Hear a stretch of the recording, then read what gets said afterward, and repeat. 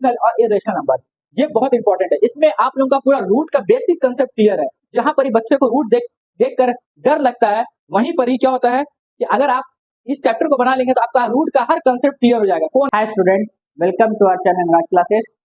जो आप ICSE class 9 में जा चुके हैं वो लोग के लिए अब चैप्टर वाइज पूरा स्टार्टिंग से हर एक चैप्टर में आपको बेसिक कंसेप्ट के साथ एमएल अग्रवाल का पूरा सॉल्यूशन बताया जाएगा।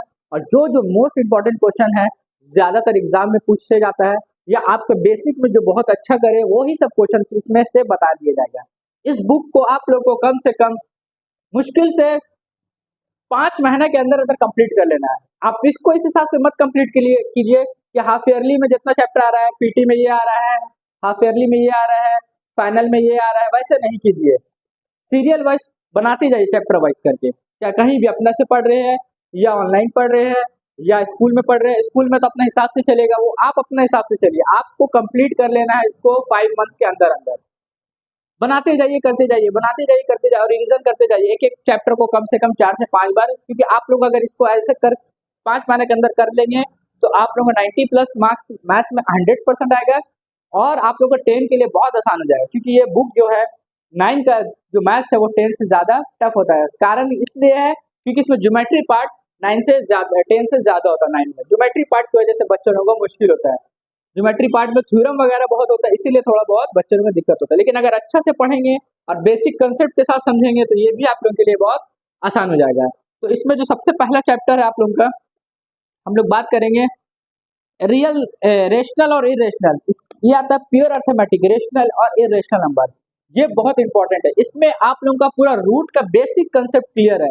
जहां पर ही बच्चे को रूट देख कर डर लगता है, वहीं पर ही क्या होता है कि अगर आप इस चैप्टर को बना लेंगे तो आपका रूट का हर कंसेप्ट क्लियर हो जाएगा। कौन नंबर रूट में ऐड होगा, कौन सब्ट्रैक्ट होगा, कौन किसके साथ मल्टीप्लाई होगा, रेशनलाइजिंग डिनोमिनेटर क्या होगा, पूरा बेसिक कंसेप्ट इस चैप्टर में आपको दे दिया है।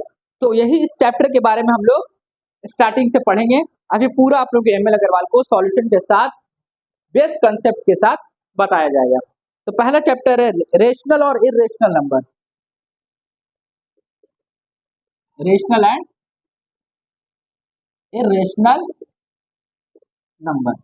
अब रेशनल नंबर और इरेशनल नंबर जिस चैप्टर है, चैप्टर के बारे में सबसे पहले समझना कि बोलते किसको, रेशनल नंबर किसको बोलते हैं। और जो नंबर p/q के फॉर्म में होगा and q does not equal to 0, ये कहलाएगा रेशनल नंबर। रेशनल नंबर में अगर हम लोग और भी जानेंगे, रेशनल नंबर में सब वो नंबर आता है, रियल नंबर जितना है, whole number, natural number, integers, ये सब रेशनल नंबर में आता है। जैसे 3, 5, 2/5, 0, ये यहाँ तक ये भी रेशनल नंबर है। अगर किसी का डिनोमिनेटर में 0 आ गया, जैसे 3/0 आ गया, तो ये रेशनल नंबर नहीं होगा।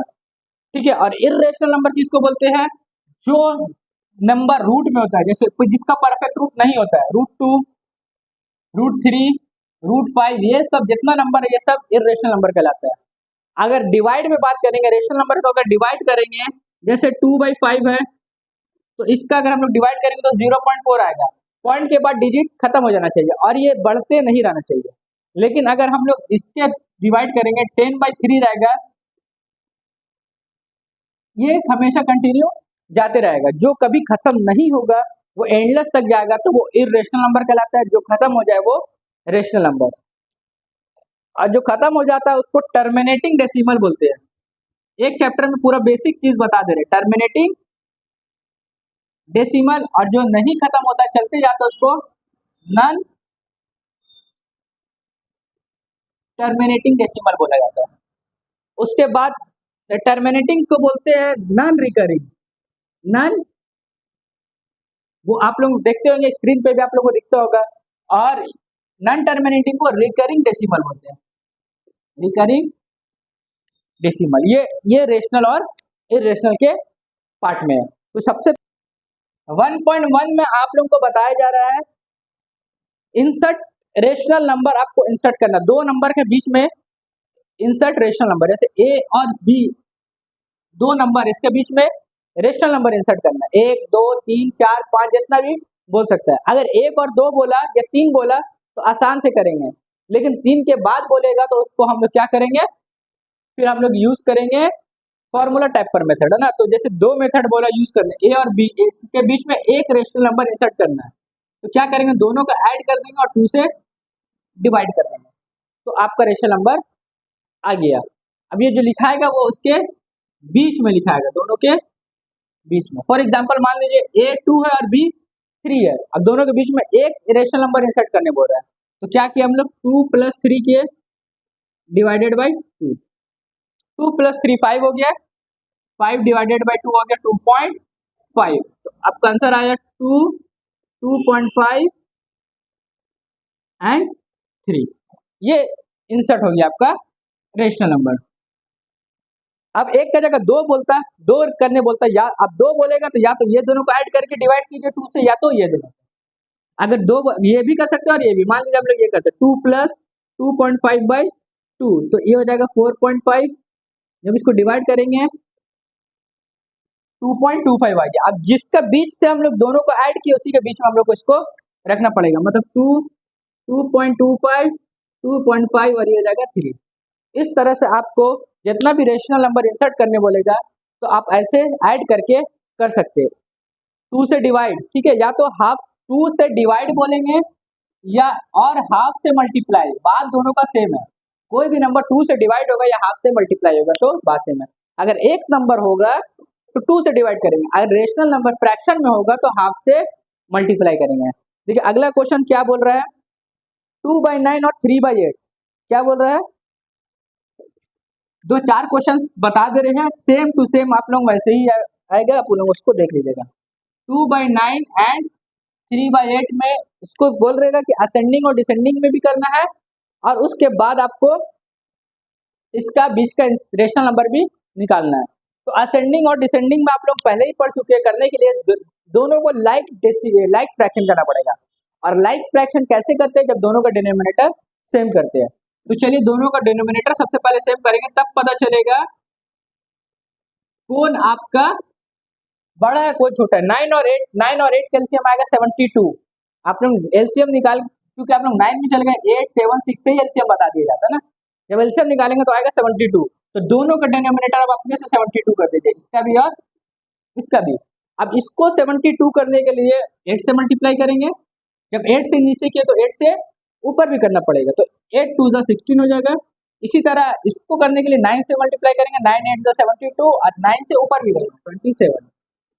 अब देखेंगे दोनों का बीच का हम लोग का दोनों का डिनोमिनेटर सेम आ गया, न्यूमरेटर ये बड़ा है या ये बड़ा है, कौन बड़ा है दोनों में, 27 बड़ा है, मतलब ये ग्रेटर होगा और ये स्मॉलेस्ट होगा। तो डिसेंडिंग ऑर्डर में अगर लिखेंगे तो 27/72 सबसे बड़ा, 16/72 सबसे छोटा।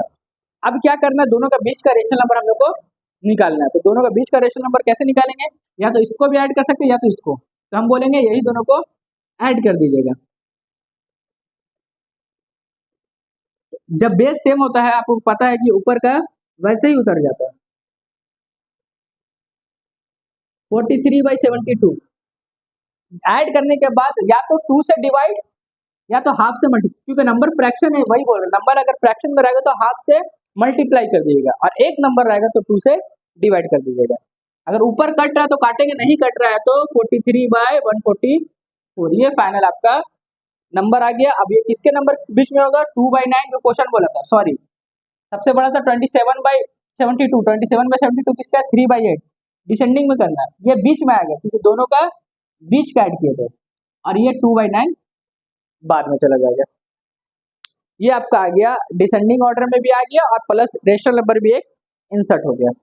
तो 1 2 बोलेगा या असेंडिंग डिसेंडिंग बोलेगा तो आप ऐसे ही कर सकते हैं। एक और बोलता तो ये दोनों को ऐड करके क्या करते हैं, 2 से मल्टीप्लाई कर देते हैं, या और इसको ऐसे भी लिख सकते हैं 27/72, 43/144 और 16/72, और इसको साइन भी लगा सकते हैं इस तरह से। इस तरह से आप इसको सबसे बड़ा ये, उससे छोटा ये, उससे छोटा ये, साइन भी आप लोग यूज कर सकते हैं। फिर इस तरह से बहुत सारा क्वेश्चन है, 1 2 3। चलिए अब बड़ा से बड़ा क्वेश्चन थोड़ा सा 4 या 5 रेशनल नंबर जो इंसर्ट कर रहा है उसके बारे में बताते हैं। इंसर्ट 6 रेशनल नंबर, कितना बोल रहा है, 6 रेशनल नंबर हम लोग को इंसर्ट करना, 3 एंड 4 के बीच में। ठीक है, तो अब हम लोग क्या करेंगे, दोनों का डिनोमिनेटर कुछ नहीं है तो 1 कर देंगे, इसको भी और इसको भी। जितना बोलेगा उससे एक ज्यादा लेंगे। अगर 6 बोल रहा तो 7 लेंगे, 5 बोल रहा उससे एक हमेशा ज्यादा लेंगे। और क्या करेंगे, दोनों तरफ मल्टीप्लाई कर देंगे। जितना बोला उससे एक ज्यादा लेगा, दोनों तरफ ऊपर भी और नीचे भी मल्टीप्लाई कर देंगे। तो 21/7 हो जाएगा, जो 28/7 हो जाएगा। अब इसके बीच में जितना भी रेशनल नंबर होगा उसको लिख देना है। 21/27 के बाद क्या आता है, 22/20, 22/7, 23/7, 24/7, 25/7, 26/7, 27/7 और 28/7। तो 21/7 किसका है, 3 का, और 28/7 किसका है, 4 का। ये 1 2 3 4 5 6 6 रेशनल नंबर आपका इसका इंसर्ट हो गया। ये तो सिंगल नंबर होगा। अगर यही फ्रैक्शंस में आएगा तो उसके लिए कैसे बनाएंगे, इस पर ध्यान दीजिएगा।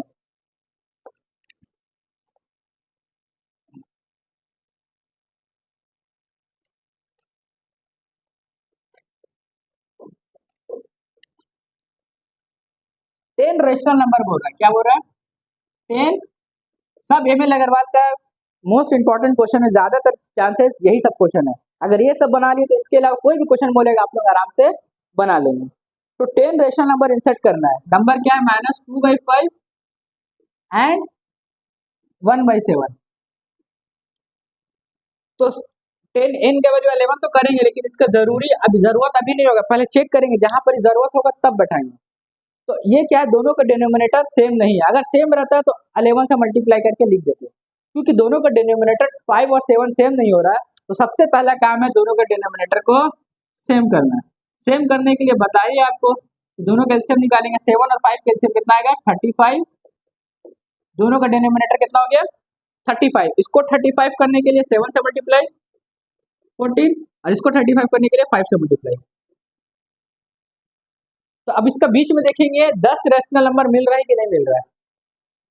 -14 से लेकर 5 के बीच में अगर इसके बीच में 10 रेशनल नंबर मिलेगा तो हम लोग को फिर 11 से मल्टीप्लाई करने का जरूरत नहीं है।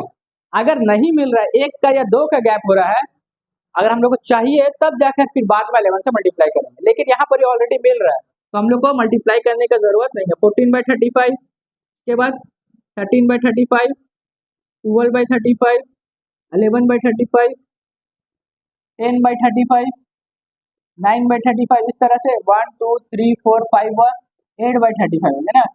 फिर इसके बाद पॉजिटिव लिखेंगे 1/35, 2/35, 3/35, 4/35 और जो 5/35 था ऑलरेडी।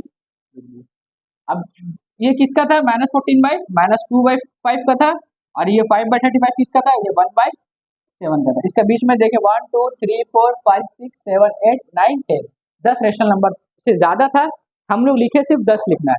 7 है, -7 है, -6 है, -5 है, -4 है, 0 भी आएगा, सब हो सकता है, लेकिन लिखना हम लोग को 10 बोला है तो 10। अगर गैप नहीं होता तब 11 से मल्टीप्लाई करते हैं। ठीक है, गैप होने के कारण मल्टीप्लाई नहीं किए। जब एक और देख लेते क्वेश्चन, शायद वो तरह का गैप वाला समझ में आ जाए। जैसे अगला क्वेश्चन है 6 रेशनल नंबर है, 10 का जगह कितना यहाँ पर 6 रेशनल नंबर इंसर्ट करना है 1/2 और 1/2 एंड 2/3 में। तो क्या करेंगे, 1/2 और 2/3 में हम लोग सबसे पहले दोनों का 6 बोल रहा है तो इन का वैल्यू 7 कर देंगे, और इसका यूज बाद में करेंगे, अभी नहीं। तो 1/2 और 2/3 दोनों का डिनोमिनेटर सेम करेंगे। फिर वही काम, डिनोमिनेटर सेम करने के लिए 2 और 3 का एलसीएम 6 आएगा, ये भी 6 ये भी 6, तो 3 से करेंगे, इसको 2 से करेंगे।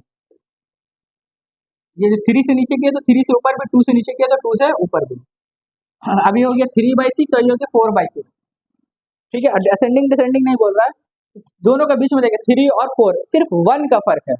एक भी इंसर्ट रेशनल नंबर हम लोग को बीच में नहीं देखने को मिल रहा है। उसमें तो मिल गया था जब डिनोमिनेटर सेम थी, लेकिन इसमें नहीं मिला। अब नहीं मिला तो n कितना बोल रहा है 6, कितना माने 7, तब जाकर 7 से मल्टीप्लाई करेंगे। नहीं मिलेगा तब, ऊपर भी दोनों में इसमें जो है 21, 7 6 42, 28, 7 6 42। अब इसके बीच में देखेंगे आपको 6 रेशनल नंबर मिल जाएगा, 21/42, 22/42, 23/42, 24/42, 25/42, 26/42, 27/42, 28/42 किसका है, 2/3 का, और 21/42 किसका है, 1/2 का। अब जिसमें कट रहा काट भी सकते हैं, 11, 21 काट के भी आप लास्ट स्टेप में आप इसको लिख सकते हैं। तो insert rational number, rational number है ना, इंसर्ट इरेशनल नंबर नहीं है, इस एक्सरसाइज में सिर्फ रेशनल नंबर था। असेंडिंग डिसेंडिंग बोलेगा तो आप बता सकते हैं इसको देखकर ये बड़ा और ये छोटा है। जब बोलेगा तो तब वैसे करना, नहीं बोलेगा तो आपको सिंपली असेंडिंग से डिसेंडिंग लिख देना।